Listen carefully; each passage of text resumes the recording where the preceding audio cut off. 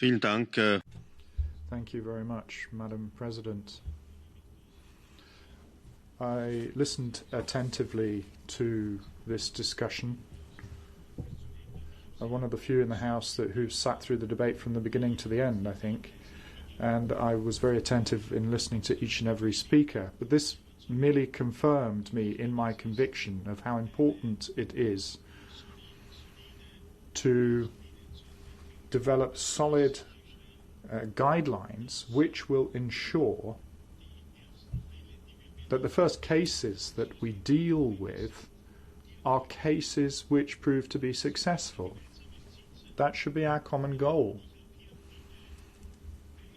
I've heard very many examples put here, and I have to say, in many occasions, I have serious reservations as to whether they would actually fall under this rule of law mechanism. Of course, each and every one of us has our own personal sensitivities, but here it's a case of being objective and clear about any suspicion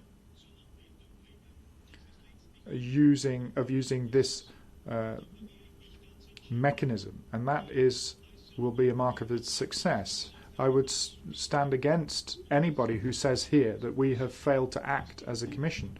It's the opposite that's actually true. We are analysing, we are preparing very specific issues, regardless of whether there are complaints from the European Court of Justice, yea or nay. We are looking very closely at how an implementation of this regulation will be able to be successful in its implementation. And I have asked one of my staff to deal with this. A lot of people have spoken of Poland and Hungary today, but over and above that, there are a number of other states where questions can be raised given a background of this directive being applicable as of the 1st of January. And I think we need to look closely at that just to make sure that we make this a successful measure rather than allow the Court of Justice to put in a legal objection. This is not a silver bullet. This is not a panacea against everything and anything that might be considered an abuse of the rule of law.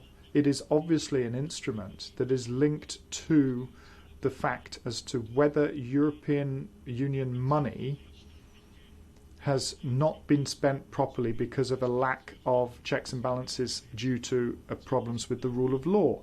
So it's all of our responsibilities to make sure that once we know what's on the table, then obviously we will share with this chamber and ask for your opinion on those particular cases. But I would call on you to understand that the use of this instrument has to be prepared carefully, because the legal text is one thing.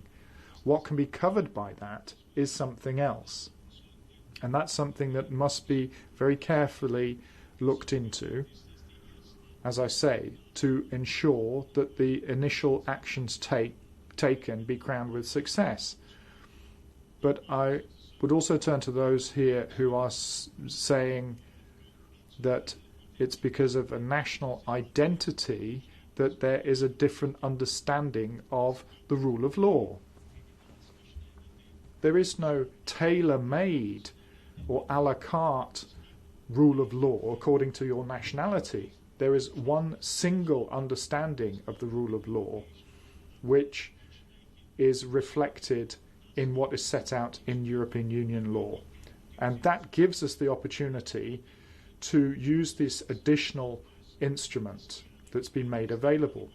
Once again, a clear commitment, because I'm sorry, because this is a bit redundant. Obviously, the law has been in effect as of the 1st of January, and it needs to be used, but we want to use it to make sure that at the end of the day this will be a success for all of those in this chamber, and not just in this chamber, elsewhere, who have a great interest in making sure that the rule of law is applied throughout the whole of Europe, or at least in the European Union. Zamykam debatę. Głosowanie odbędzie się podczas następnej sesji. Thank you very much.